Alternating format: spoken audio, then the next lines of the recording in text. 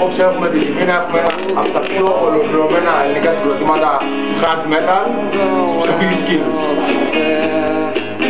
Μαζί μας έχουμε τον δημιουργό και κιθαρίστα του συγκροτήματος και τραγουδοποιό επίσης, τον Byron.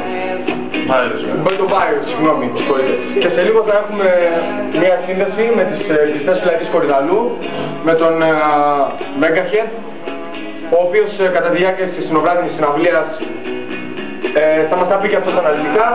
Έγινε μια παρεξήγηση κατά τον ίδιο και μπήκε μέσα. Αυτά σε λίγο. Λοιπόν, έχουμε πάρα πολλά σήμερα να πούμε. Συγχωρείτε λίγο για το φυσικό.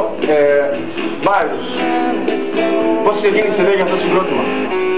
Ας πω, είχαμε πάει με το φλαράκι μου